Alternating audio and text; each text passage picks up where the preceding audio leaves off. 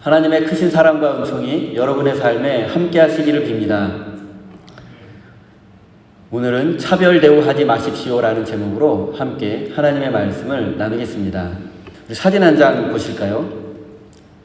실제로 2012년인가 13년에 있었던 일입니다. 어떤 사람처럼 보이시죠? 제가 설명을 해드리겠습니다. 8, 9년 전에 실제로 테네시주의 클락스빌이라는 도시에 센고 연합간미교회라는 미국 회중들의 교회가 있는데, 이 교회 담임 목사인 윌리 라일 목사님의 이야기를 들려드리겠습니다. 그는 센고 연합감리교회 담임 목사로 부임하게 되었는데, 부임하기 전에 약 5일 동안 클락스빌 다운타운에서 노숙자 생활을 했다고 합니다. 윌리 라일 목사는 실제로 5일 동안 다른 노숙자들과 똑같이 생활을 했습니다. 공짜 음식을 찾아다녔고 거리에서 구걸을 했으며 도시의 뒷골목에서 잠을 청했습니다. 그리고 그 상태로 주일 아침을 맞이하게 되었습니다. 그는 자신이 담임 목사로 취임하는 교회의 입구에서 더럽고 냄새나는 모습으로 저 상태로 있었습니다. 그리고 교인들이 자신을 어떻게 대하는지 그 모습을 주의 깊게 관찰했습니다. 대부분 성도들이 노숙자처럼 보이는 이 목사님을 외면하고 예배당 안으로 들어갔습니다. 하지만 몇몇 성도들은 음식과 약간의 돈을 주며 위로해주고 격려해주고 기도해주는 사람도 있었다고 합니다. 그리고 예배 시간이 되자 예배당 안으로 들어가서 앞쪽에 앉으려고 했지만 안내위원의 권고로 뒷자리로 옮겨서 겨우 앉을 수 있었다고 합니다. 그리고 광고 시간이 되어서 새로 부임하는 담임 목사를 소개하는 시간이 되자 그는 뒷자리에서 일어나서 노숙자의 모습 그대로 예배당 앞으로 걸어 나갔고 설교단 위에 섰습니다. 그리고 그 자리에서 더럽고 냄새나는 옷을 갈아입고 깔끔한 목사의 모습으로 강대상에 서게 되었습니다. 윌리 라일 목사는 자신을 소개하고 예배를 인도하며 설교했습니다. 그리고 이 사건을 통해서 모든 교인들이 큰 은혜와 충격을 받게 되었고, 그리스도인으로 산다는 것이 무엇인지 다시 한번 생각해 보게 되었습니다. 오늘 본문 말씀에는 야고보서가 기록되던 당시에 있었던 불미스러운 사건과 그 문제에 대한 해결 방안이 기록되어 있습니다. 1절 말씀을 제가 읽겠습니다. 나의 형제자매 여러분은 영광의 우리 주 예수 그리스도를 믿고 있으니 사람을 차별하여 대하지 마십시오. 야고보서가 기록되던 시기에 초기 교회들은 크고 작은 여러 가지 문제가 있었습니다. 그중 하나가 바로 교회 안에서 사람을 차별하며 대하는 것이었습니다. 당시 교회들에서는 일반적으로 부유한 교인과 가난한 교인들 사이에 분명한 차별이 있었습니다. 그리고 이렇게 사람을 차별하는 문제는 바울이 목회했던 고린도 교회에서도 있었습니다. 당시 고린도 교회에는 예배 전에 각자가 집에서 준비해온 음식을 나누어 먹는 애찬식이 있었습니다. 그런데 이 애찬식에서 부유한 성도들은 집에서 귀한 음식과 포도주를 준비해 와서 자기들끼리 먼저 먹고 마시며 즐겼습니다. 그리고 가난한 성도들이 일을 마치고 교회에 올 때에는 이미 애찬식이 끝난 상황이었고 가난한 성도들이 먹을 음식은 남아있지 않았습니다. 부유한 성도들은 배부르고 포도주에 취해 있어 예배에 집중하기 어려울 정도였고, 가난한 성도들은 배가 고파 예배에 집중하기 어려운 상황이 자주 벌어졌습니다. 하지만 이렇게 가난한 사람들을 배려하지 않고 차별하는 것은 하나님의 뜻에 정면으로 위배되는 것입니다. 모든 사람은 하나님의 형상으로 지음받은 거룩한 존재입니다. 그런데 가난하다고 해서 또는 사회적 신분이 낮다고 해서 그를 존중하지 않고 차별하는 것은 적어도 교회라는 거룩한 공간에서는 있을 수 없는 일입니다. 성경은 큰 권력을 가진 사람이나 부유한 사람 또는 태어날 때부터 금수저를 입에 물고 태어난 것 자체가 나쁘다거나 죄인이라고 말하지 않습니다. 성경이 말하는 것은 돈과 권력에 취해서 하나님을 잊어버리게 되고 약하고 힘없는 사람들에게 함부로 대하고 그들을 차별하는 것이 죄라고 말씀하고 있습니다. 그리고 이것은 단순히 교회와 기독교인들만의 문제가 아닙니다.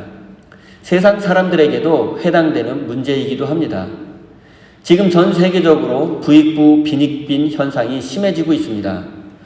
소수의 슈퍼리치들은 웬만한 나라보다 더 큰 부를 소유하고 있는 반면 세상의 그늘진 곳에서는 잠잘 곳과 먹을 음식이 없어 고통당하며 생존의 위협에 노출된 사람들도 많습니다.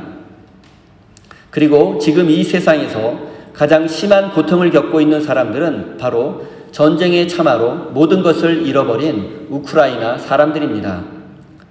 살기 위해 집을 떠나고 고향을 떠나서 난민이 된 사람들이 벌써 수백만 명이 넘는다고 합니다.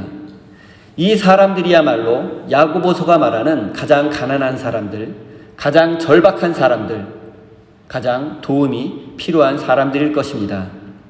그리고 우리가 이들에게 말로만 평화를 전한다면 우리의 믿음은 죽은 믿음이 될 수밖에 없습니다. 야고보서 기자가 사람을 차별하여 대하지 말라고 권면한 것은 당시 교회들에서 실제로 이런 차별이 이루어지고 있었기 때문입니다. 그리고 사람을 차별하는 것은 하나님의 뜻과 정면으로 대립되는 것입니다. 야고보서가 기록되던 시기에는 실제로 노예 제도가 엄격히 실행되고 있었습니다. 노예는 일반적으로 인격적인 대우를 받을 수 없었고 물건이나 짐승처럼 사고팔 수 있는 존재였습니다. 또한 당시는 남성 중심의 가부장적 사회였기 때문에 남자와 여자 사이의 차별도 심각했습니다. 로마의 일부 귀족 여성을 제외하고는 대부분 여성들이 존중받지 못했습니다. 이와 같이 인간에 대한 차별이 만연한 세상 속에서 예수님은 차별을 폐지하고 모든 사람을 사랑하고 섬기는 삶을 친히 우리에게 보여주셨습니다. 예수님은 당시 사회에서 인간으로 대접받지 못했던 세리와 죄인들의 친구가 되어주셨습니다.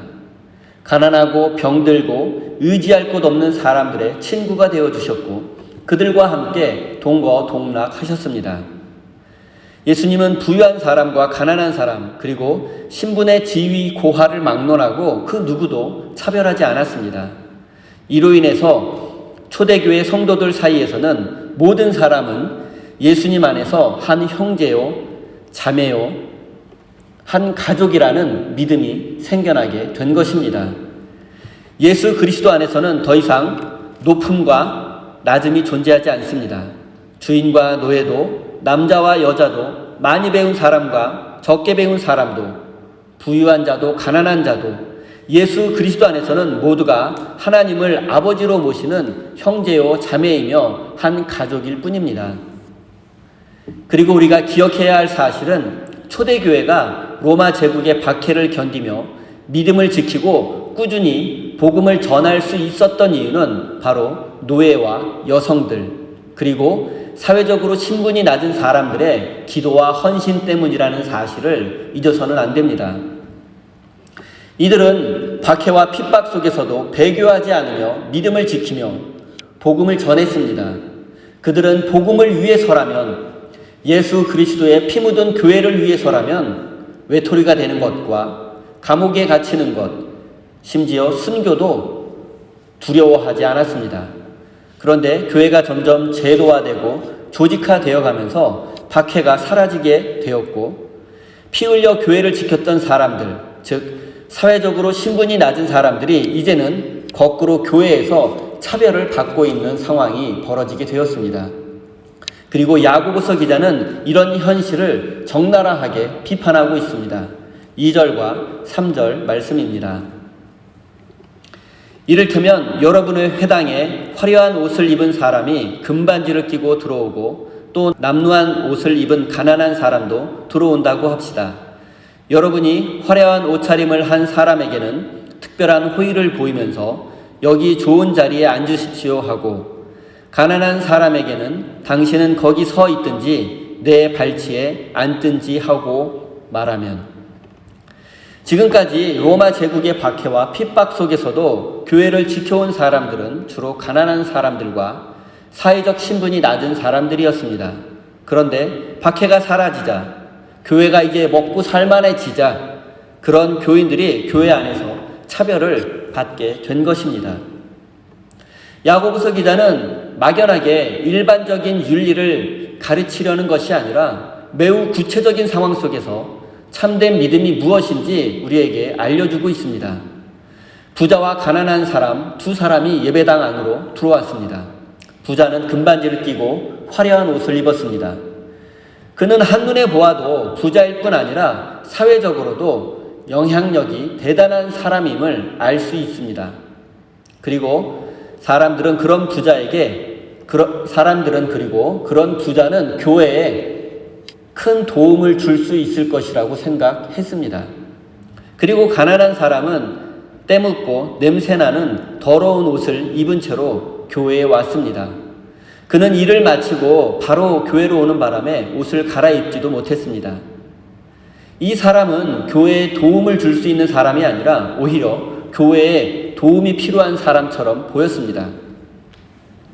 이에 대해서 교인들은 두 가지 상반된 반응을 보였습니다. 부자를 향해서는 바라보는 시선 자체가 예사롭지 않았습니다. 교인들은 그를 눈여겨 보았습니다. 그리고 그를 기쁨으로 환영하며 가장 좋은 자리로 안내해 주었습니다. 그러나 가난한 자를 향해서는 눈살을 찌푸리며 당신은 거기 서 있든지 내 발등상 아래 앉으라고 말했습니다. 부자를 대하는 태도와는 달라도 너무 달랐습니다. 가난한 사람에게는 손가락으로 저 뒤쪽을 가리치며 저 뒤에 앉던지 그 자리에 서 있던지 아니면 내 발등상 아래, 즉 땅바닥 아래 앉으라고 말했습니다. 이것은 무관심이 아니라 경멸적인 태도입니다. 의자도 아니고 땅바닥에 앉으라는 것은 당신은 더 이상 더러워질 것도 없으니 그냥 바닥에 앉으라는 것입니다. 이 말의 의미는 당신은 우리에게 불편하고 번거로운 존재라는 뜻입니다. 그런데 이런 상황은 당시 교회들에서 흔히 볼 수 있는 장면이었습니다. 그리고 이 문제는 2000년 전 초기 교회들만의 문제는 아닙니다. 이 문제는 지금도 오늘날 교회에서 반복되고 있습니다. 가난하고 병들고 의지할 곳 없는 사람들, 그리고 노숙자들은 교회에서 별로 대접받지 못합니다. 물론 교회가 이런 사람들을 대놓고 차별하지는 않습니다. 하지만 우리는 그들을 한 형제요 자매라고 여기지는 않습니다. 일반적으로 사람들은 교회에 부유한 사람이 오게 되면 그 부자가 우리 교회에 도움이 될 수 있을 거라고 생각합니다. 하지만 노숙자와 같은 사람들은 교회에 도움보다는 부담이 될 거라고 생각합니다. 우리가 사람들을 대하는 데에는 그런 물질적인 힘이 작용하는 것은 분명합니다. 부자뿐 아니라 유명인이나 정치인 또는 스포츠 스타나 한 분야의 전문가들이 교회의 교인이 된다면 대부분 교인들은 그 사람이 우리 교회에 도움이 될 거라고 생각하기 쉽습니다.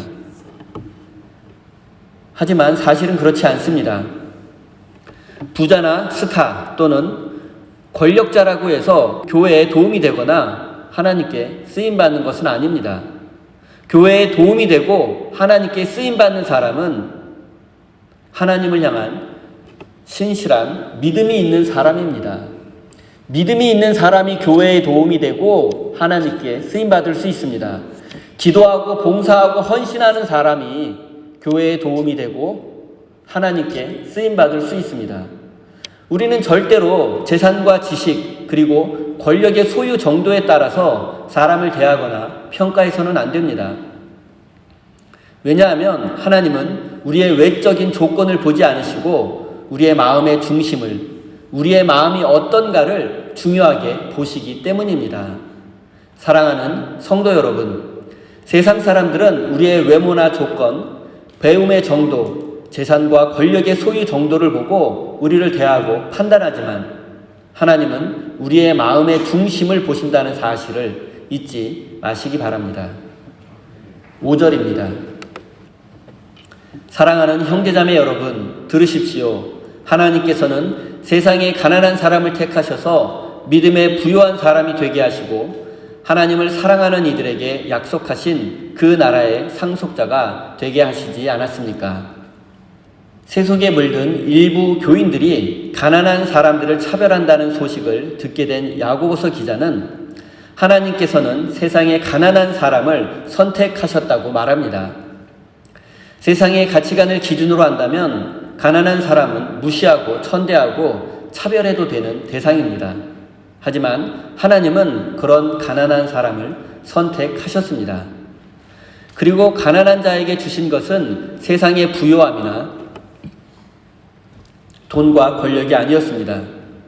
하나님은 가난한 자들에게 풍성한 믿음을 주셨고 그들이 하나님 나라의 백성이 되는 축복을 주셨습니다.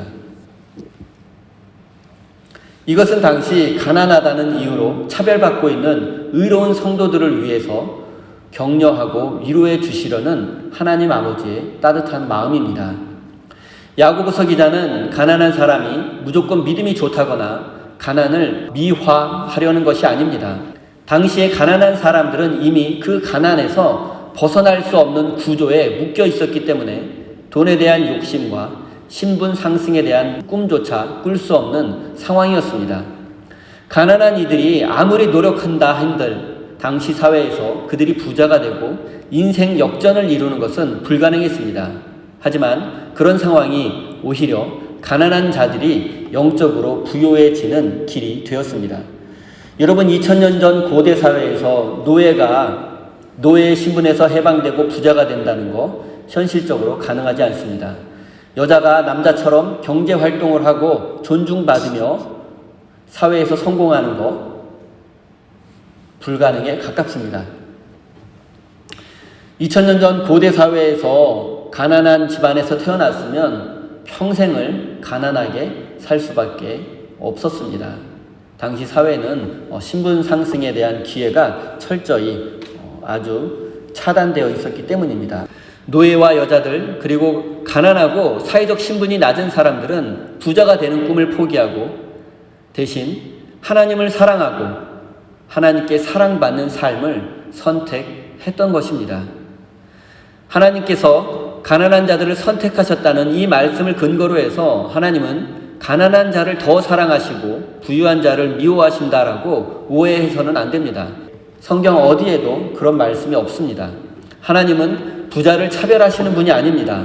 하나님께서 중요하게 여기시는 것은 재산의 소유 정도가 아니라 참된 믿음이라는 것을 강조하는 것일 뿐 하나님은 그 누구도 차별하지 않습니다. 사랑하는 성도 여러분, 가난하거나 부하거나 또는 잘나거나 못나거나와 같은 우리의 외적인 조건들에 집착하지 마십시오. 이런 외적인 조건들이 충분하지 못할 때 우리가 불안과 두려움을 느끼게 되는 것은 사실이고 현실입니다. 하지만 우리가 더 집중해야 할 것은 하나님께서는 우리의 마음 중심을 바라보신다는 사실입니다. 우리가 정말로 두려워해야 할 것은 우리의 믿음이 약해지고 우리의 가치관이 세속에 물들어가는 것입니다. 이 사실을 마음에 새기고 여러분의 믿음을 더욱 아름답게 가꾸어 나가시기를 바랍니다. 6절, 7절입니다. 그런데 여러분은 가난한 사람을 업신 여겼습니다. 여러분을 압제하는 사람은 부자들이 아닙니까? 또 여러분을 법정으로 끌고 가는 사람도 부자들이 아닙니까? 여러분이 받드는 그 존귀한 이름을 모독하는 사람도 부자들이 아닙니까? 야고보서 기자는 하나님이 사랑하시는 가난한 자들을 업신 여기고 굴욕감을 주며 차별대우했던 사람들이 유독 부유한 자들에게 잘해주는 모습을 보고 그들의 위선을 꾸짖었습니다. 그들은 부자들에게 잘 보이기 위해서 노력했지만 그 부자들은 오히려 그런 위선자들과 가난한 자들에게 악한 짓을 했습니다. 부자들의 대표적인 악행은 두 가지였습니다. 첫째, 부자들은 가난한 자들을 법정으로 끌고 갔습니다. 이것은 빚을 갚지 못한 사람이 법에 의해서 감옥으로 끌려가는 것을 의미합니다.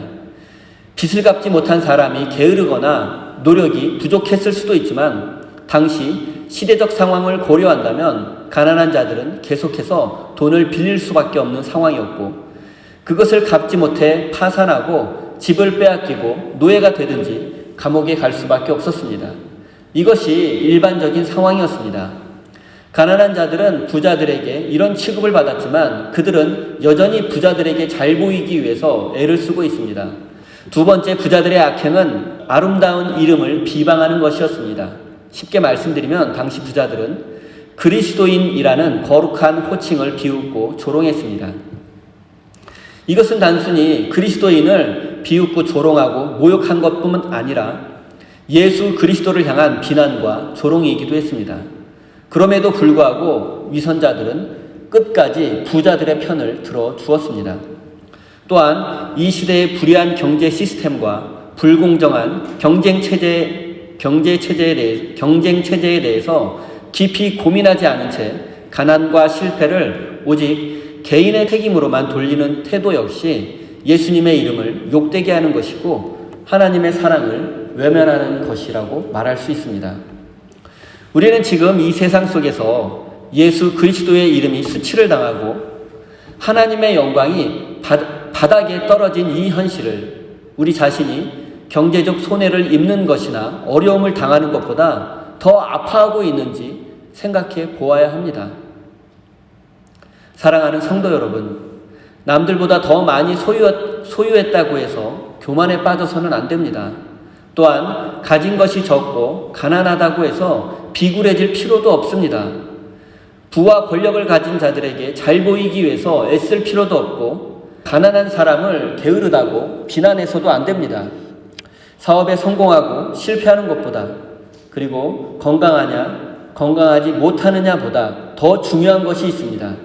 그것은 우리가 바로 하나님을 향한 신실한 믿음을 가지고 있는가 하는 것입니다. 예수님의 제자답게 믿음의 삶을 거룩한 삶을 살고 있는가 하는 것입니다. 이것이 바로 우리가 가장 집중해야 할 본질적인 문제입니다. 사랑하는 성도 여러분, 여러분 스스로 가난하다고 생각하십니까? 아니면 부유하다고 생각하십니까? 우리가 아무리 가난해도 우리보다 더 가난한 사람은 있기 마련입니다. 또한 우리가 아무리 부유하다 할지라도 우리보다 더 부유한 사람도 있기 마련입니다. 따라서 가난과 부유함의 문제는 우리의 생각에 따라서 얼마든지 달라질 수 있습니다. 중요한 것은 하나님께서 나에게 주신 것, 정확히 말하면 하나님께서 나에게 맡기신 모든 것을 나만을 위해서가 아니라 사랑과 섬김의 도구로 사용할 줄 알아야 하는 것입니다. 그리고 우리가 경계해야 할 것은 하나님께서 나에게 맡기신 것들을 가난하고 힘없는 자들을 억압하고 착취하는 도구로 사용해서는 안 된다는 사실입니다. 사랑하는 우리 세임교회 성도 여러분, 제가 처음 말씀드렸던 노숙자의 모습으로 나타난 윌리 라일 목사님의 이야기를 한번 생각해 보십시오. 그리고 예수님께서 우리를 찾아오신다면 어떤 모습으로 오실지도 한번 생각해 보십시오. 예수님은 분명 우리에게 지극히 작은 자의 모습으로 오실 것입니다. 그리고 우리가 믿음의 눈으로 세상을 바라본다면 우리는 가난하고 병들고 의지할 데 없는 모든 자들이 바로 우리를 찾아오시는 예수님이라는 사실을 깨닫게 될 것입니다. 그리고 그때 비로소 우리 안에 있는 사람을 차별하는 마음이 사라지게 될 것입니다. 세상의 조건으로 사람을 판단하고 차별하는 어리석은 사람이 아니라 믿음의 눈으로 세상을 바라보는 거룩한 하나님의 사람이 되시기를 예수님의 이름으로 축원드립니다. 기도하겠습니다. 정의롭고 공평하신 하나님, 주님의 이름을 찬양합니다. 세상의 가치관에 사로잡힌 우리는 사람들의 겉모습과 조건을 보고 판단하고 평가하는 어리석음이 있습니다. 하나님, 우리가 재산의 소유 정도가 아니라 믿음과 마음 중심을 중요하게 여기시는 하나님의 마음을 깨닫고 우리도 성숙한 믿음의 사람이 될 수 있도록 인도해 주십시오. 하나님, 지금까지 우리가 누군가를 차별하며 업신 여긴 적이 있다면 용서해 주시고 하나님이 주신 것으로 이웃을 섬기는 사람이 될 수 있도록 인도해 주십시오. 또한 우리가 가진 것이 부족하여도 두려워하거나 세상의 것들을 의지하지 않고 무엇보다 먼저 하나님을 의지하고 신뢰하는 사람이 될 수 있도록 은혜 내려 주십시오. 사랑의 하나님, 우리 세임교회 성도들이 땀과 눈물이 담긴 소중한 예물을 올려드립니다. 내가 소유한 모든 것은 하나님께서 나에게 잠시 맡기신 것이라고 믿으며 내 모든 소유의 참된 주인은 하나님이심을 믿음으로 고백합니다. 하나님의 것을 마땅히 하나님의 뜻에 따라 사용할 수 있는 거룩한 믿음을 주시고 사랑하는 성도들이 이 세상에서 물질적인 문제로 고통당하지 않도록 지켜주시고 은혜 내려 주십시오. 예수님의 이름으로 기도드립니다.